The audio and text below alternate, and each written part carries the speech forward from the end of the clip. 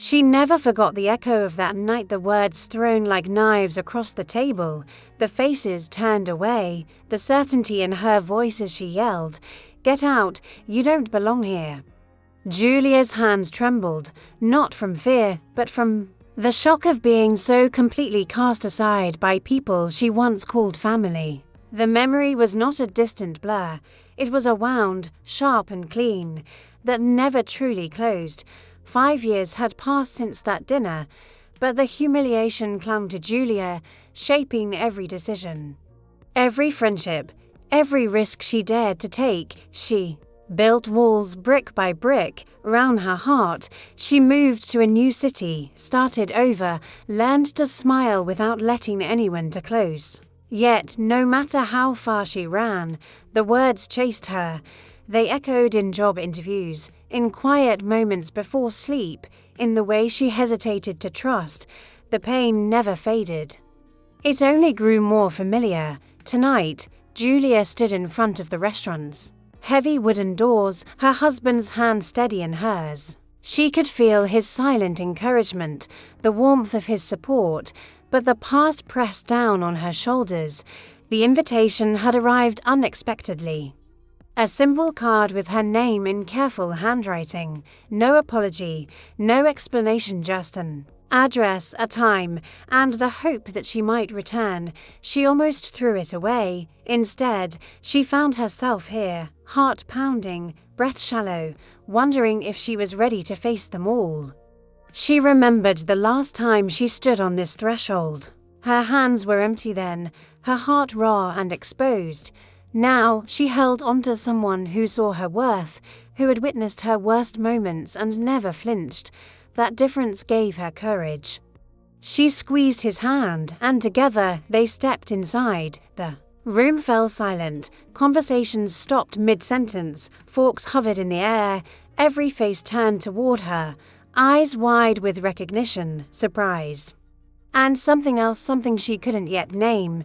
The tension was immediate, electric, as if everyone was waiting for someone else to speak first. Julia's chest tightened, but she kept her chin high, refusing to shrink under their gaze. Her mother sat at the head of the table, hands folded, expression unreadable, beside her. Julia's sister shifted uncomfortably, glancing away. Old friends, distant relatives, people she hadn't seen in years, they were all here, and every one of them remembered. The memory of that night was alive in the room, pulsing between them. Julia's husband squeezed her hand again, grounding her. She took a slow breath, steadying herself. She would not let them see her break. She would not let their silence define her. For a moment, no one moved. Then her mother spoke, voice soft but clear. "Julia, thank you for coming." The words hung in the air, heavy with everything that had gone unsaid. Julia's mind raced with questions. Why now? What did they want from her? Did they regret what happened? Or was this just another performance? Another test of her endurance? She scanned the faces around the table, searching for answers.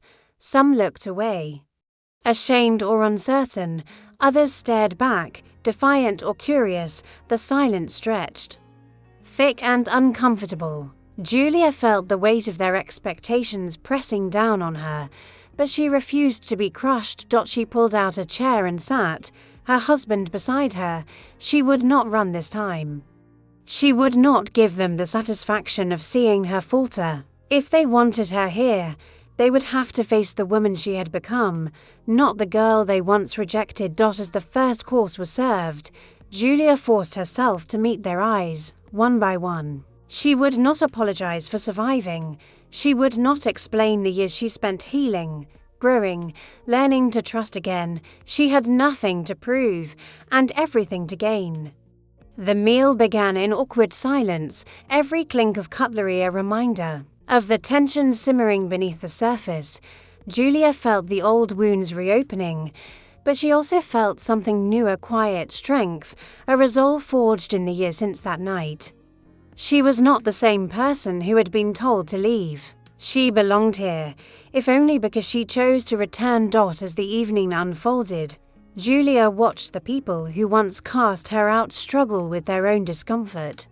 She saw regret flicker in her mother's eyes, uncertainty in her sister's posture, and something like admiration in the faces of those who remembered her strength. The power dynamic had shifted, and Julia realized she held more control than she ever had before. She didn't know what the rest of the night would bring, or if forgiveness was even possible. But as she sat at that table, surrounded by the ghosts of her past, Julia understood one thing. She was no longer defined by their rejection. She had come back, not to seek approval, but to reclaim her place on her own terms. And for the first time in years, she felt the faint stirrings of hope. The clatter of silverware and the forced politeness of small talk filled the space, but Julia felt every glance, every pause, as if the room itself was holding its breath. She sat upright, her husband's steady presence beside her, but the tension pressed in from all sides. No one spoke of the past. Instead, they danced around it, discussing work, children, the price of groceries, anything. But the night Julia was told she didn't belong, the silence between sentences was loaded, and Julia could feel the weight of memory in every unspoken word. Her mother's voice broke through, asking about Julia's new life, her job, her home. The questions were polite, but Julia heard the undercurrent, curiosity mixed with discomfort, as if her success was both unexpected and inconvenient. Julia answered calmly, refusing to shrink. She described her work, the city she now called home, the small victories that marked her journey forward. Her husband added details, his tone warm and proud, making it clear that Julia was not alone, not anymore. Across the table, Julia's sister avoided her gaze the last time they spoke. Words had been sharp and final, a line drawn in anger and pain. Now, her sister's silence was a shield, but Julia saw the flicker of regret, the way her hands fidgeted with her napkin. Julia wondered if her sister remembered the way she looked away that night, refusing to defend her. The memory stung, but Julia kept her voice steady, her answers measured. She would not beg for acceptance. As the meal continued, old dynamics resurfaced. Julia's uncle made a joke at her expense, light but pointed, testing the boundaries of her return. The table laughed, but Julia didn't. She met his eyes, unflinching. And the laughter faded. Her husband's hand found hers under the table, a silent reminder that she was not here to entertain them or to play the role they assigned her years ago. She was here on her own terms. The conversation shifted, but Julia remained alert. She watched as alliances formed and dissolved in the span of a few words. Some relatives offered hesitant smiles, as if unsure whether to welcome her or keep their distance. Others remained cold, their loyalty to the past stronger than any desire for reconciliation. Julia understood that forgiveness, if it came, would not arrive all at once. It would be earned, if it was possible at all. Dessert arrived, and with it, a new tension. Her mother invited Julia to help serve, a gesture that felt both like an olive branch and a test. Julia stood smoothing her dress and followed her mother to the kitchen. The silence between them was thick, but Julia refused to fill it with apologies. Instead, she waited, letting her mother speak first. "I didn't know if you'd come," her mother said quietly, her hands busy with plates. The words hung in the air, fragile and uncertain. Julia considered her response, weighing honesty against the urge to protect herself. "I almost didn't," Julia replied, her voice low. "But I needed to see for myself if anything had changed."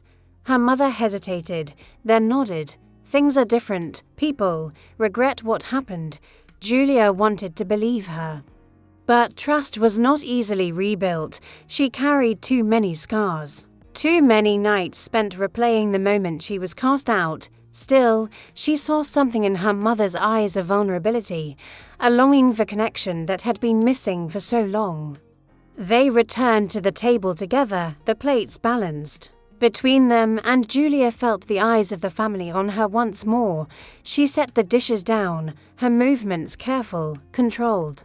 She would not let them see her uncertainty. As coffee was poured and the evening wore on, the conversation grew quieter, the energy in the room shifting. Julia's husband told a story about their first apartment, and laughter rippled around the table. For a brief moment, the past loosened its grip, and Julia glimpsed the possibility of something new, a fragile peace, a tentative beginning. But as the plates were cleared and guests began to leave, Julia's uncle approached her, his voice low. "You're braver than I thought," he said, not quite a compliment, not quite an accusation. Julia met his gaze, unafraid. "I came back for myself," she replied, "not for your approval." He nodded, a grudging respect in his eyes, and walked away. Julia watched him go. Feeling the tension in her shoulders ease just a little, she had survived the first test. The wounds were still there, but so was her resolve. As she stepped outside with her husband, the night air cool against her skin, Julia realized that coming back was not the end of her journey, it was only the beginning. There would be more questions, more challenges, more moments when the past threatened to pull her under. But for the first time in years, Julia felt something stronger than fear. She felt the quiet certainty that she could face whatever came next on her own terms. Julia woke up the next morning with a heaviness in her chest that she couldn't shake. The dinner had ended, but the questions it raised echoed in her mind. She replayed every conversation, every glance, searching for meaning in the silences. Her husband was already awake, sitting by the window, reading quietly. He looked up and offered a gentle smile, a silent reassurance. Julia appreciated his presence more than words could express. But she knew this was a journey she had to walk. Herself, she checked her phone and found a message from her sister. It was short, just an invitation to meet for coffee. Julia hesitated, remembering the years of distance, the words left unsaid, but she replied with a simple yes. Knowing that running away would only prolong the pain, she dressed carefully, choosing clothes that made her feel strong, and left the apartment with a resolve she hadn't felt in years. The cafe was nearly empty when Julia arrived. Her sister was already there, nervously stirring her coffee. For a moment, neither of them spoke. The weight of their shared history pressed down on the small table between them. Finally, her sister broke the silence. "I'm sorry," she said, her voice barely above a whisper. "I should have stood up for you that night. I was afraid. I didn't know how to help." Julia listened, her heart pounding. She had waited years to hear those words. But now that they came, they didn't erase the hurt. Still, she recognized the courage it took for her sister to reach out. Julia nodded, her voice steady. "It hurt, but I understand. We were all scared." Her sister looked up, tears in her eyes. "I missed you. I miss how we used to talk about everything. I know I can't change what happened, but I want to try, if you'll let me." Julia felt a lump in her throat. The anger she had carried for so long began to soften, replaced by something gentler, more fragile.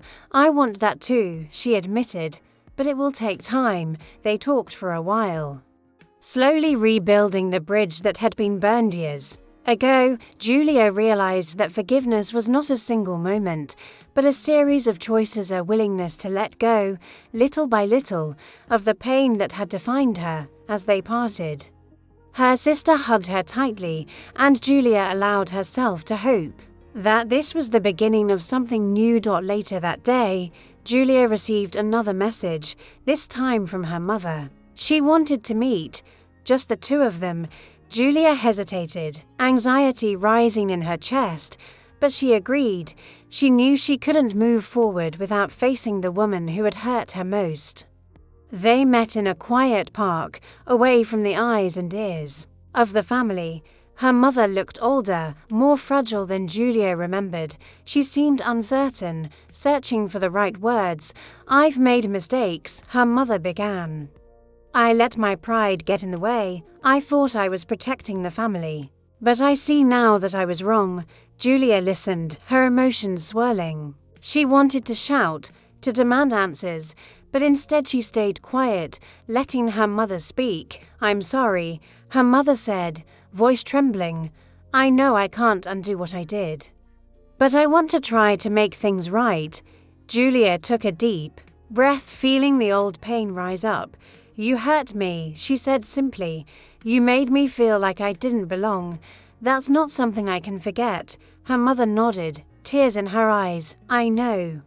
I hope, in time, you can forgive me." Julia didn't answer right away. She looked at her mother, seeing not just the woman who had cast her out, but also the mother who had once held her, comforted her, loved her in her own flawed way. She realized that healing would not be quick or easy, but it was possible if both of them were willing to try. They walked together in silence, the distance between them slowly shrinking. Julia felt the first stirrings of hope, fragile but real. She knew there would be setbacks, moments when the past threatened to overwhelm her, but she also knew that she was stronger now, more resilient than she had ever been. That evening, Julia returned to the apartment, exhausted but lighter. Her husband greeted her with open arms, and she allowed herself to rest, knowing that she had taken the first steps toward healing. The journey was far from over, but for the first time, Julia believed that she could find her place not just in her family, but in her own life. Julia's return to her family's world was no longer just a test of endurance, it had become a reckoning. The fragile connections she'd started to rebuild with her sister and mother now faced the ultimate trial, a family gathering in the old house, the same place where she had once been told to leave. Invitations had gone out for a birthday celebration, and Julia knew that everyone would be there. The anticipation was a knot in her stomach, but she refused to let fear dictate her choices. Her husband stood by her side as they approached the house, his presence a silent promise of support. Julia could feel the weight of expectation pressing from every direction. She had agreed to come not because she wanted to relive the past, but because she needed to prove to herself that she was no longer defined by it. She was determined to face the family as the woman she had become, strong, self-assured, unwilling to accept anything less than respect. Inside, the atmosphere was tense. Conversations paused as Julia entered, and all eyes turned to her. The air was thick with curiosity and old resentments. Her uncle, who had always been quick with a cutting remark, watched her with narrowed eyes. Her cousins whispered their words just out of earshot. Her mother hovered near the kitchen, clearly torn between pride and anxiety. Julia's sister offered a tentative smile, and Julia returned it. Grateful for even the smallest sign of solidarity, the evening unfolded in a series of small confrontations. Julia's uncle brought up the past, his tone casual but his intent unmistakable. "It's good to see you back, Julia. I suppose time really does heal all wounds if you let it." The words hung in the air, daring her to respond. Julia met his gaze, her voice steady. "Time heals, but only if you're willing to do the work. I've done mine." The room grew quiet, the tension palpable. For the first time, Julia felt the balance of power shift. She was no longer the outsider, no longer the one who needed to justify her presence. Later, as the family gathered around the table for the birthday toast, Julia's mother stood and cleared her throat. "Before we celebrate, I want to say something." The room stilled. Every face turned toward her. 5 years ago, I made a mistake. I let my fears and my pride hurt someone I love. I can't change what happened, but I can ask for forgiveness. Her voice trembled, but she didn't look away from Julia. "I'm sorry." The silence that followed was heavy, but Julia felt something inside her loosen. She stood, her hand steady, her heart pounding. "Thank you," she said simply. "That means more than you know." The words were not a full reconciliation, but they were a beginning. The rest of the evening passed in a blur of conversation and cautious laughter. Julia's cousins approached her, some with apologies, others with curiosity about her new life. Her sister stayed close, quietly supportive. Julia realized that the family she had left behind was not the same as the one she had returned to. Change was slow, but it was happening. As the night drew to a close, Julia stepped outside for a moment of quiet. Her husband joined her, wrapping an arm around her shoulders. She leaned into him, exhaustion and relief mingling in her chest.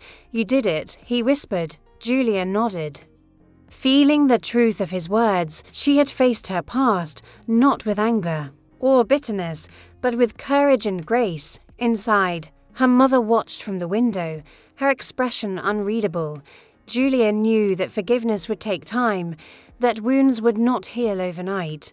But for the first time, she believed that healing was possible not just for her, but for all of them. As they left the house, Julia looked back one last time. The door was open, the light still burning.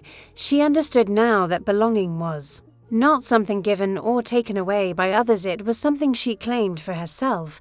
And in that moment, Julia felt a quiet sense of triumph. She had come home, not as the girl who was cast out, but as the woman who chose her own place in the world. The days after the family gathering unfolded with an unfamiliar calm. Julia found herself reflecting on everything that had happened, not with the ache of old wounds, but with a sense of clarity she'd never known before. The apologies, the small gestures of acceptance, and her own unwavering resolve had shifted something fundamental inside her. For so long, she had measured her worth by the approval of the people who once pushed her away. Now she recognized that her value had never depended on their judgment. Her mother called, asking if Julia would join her for lunch. They met at a quiet place in the city. Away from the echoes of family history, conversation came more easily. This time, they spoke of work, of memories, of the future. There were still pauses, moments when the past threatened to intrude, but Julia noticed that her mother was trying, genuinely, to understand the woman her daughter had become. When Julia mentioned her husband's support and the life they'd built together, her mother listened, not with skepticism, but with a quiet pride that felt new and fragile. As the meal ended, her mother reached across the table, her hand covering Julia's. "I want us to move forward," she said. "I know it will take time, but I'm willing to do the work if you are." Julia met her gaze and nodded. She didn't need grand declarations or promises that could never be kept. What mattered was the effort, the willingness to keep showing up, even when it was hard. Julia's sister called that evening. They talked about nothing and everything: old movies, new plans, the awkwardness of family gatherings. Laughter came more easily, and Julia realized how much she had missed this simple connection. The years of silence had left scars, but they were no longer barriers. They were reminders of how far they had come. One afternoon, Julia returned to the old house, this time alone. She walked through the rooms, each one holding memories both bitter and sweet.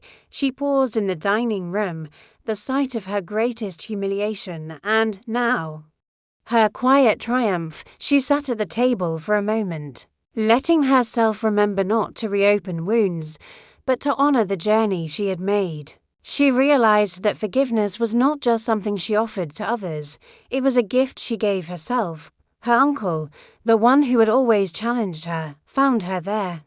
He hesitated in the doorway, then spoke. "You changed things by coming back," he said. "Not everyone could have done that." Julia looked at him, searching for hidden meaning, but found only honesty. "I changed because I had to," she replied. "But I'm glad you noticed." He nodded, a silent acknowledgement that felt more genuine than any apology. As Julia left The house, she felt lighter. The past would always be a part of her story, but it no longer defined her. She had returned not to reclaim what was lost, but to build something new on her own terms, with the people who were willing to meet her. Halfway that evening, she and her husband shared a quiet dinner at home. She told him about her day, about the conversations and the small victories. He listened, as he always did, and when she finished, he smiled. "You belong wherever you choose to be," he said. Julia realized he was right. The journey had been painful, but it had also been necessary. She had faced her fears, challenged the narratives that once held her back, and emerged stronger. As night settled, Julia stood by the window, looking out at the city lights.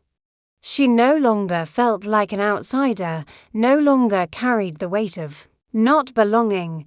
She had found her place not because anyone gave it to her, but because she had claimed it for herself. The silence that once haunted her was now a space of peace, filled with the quiet certainty of a life rebuilt, relationships renewed, and a future shaped by her own choices.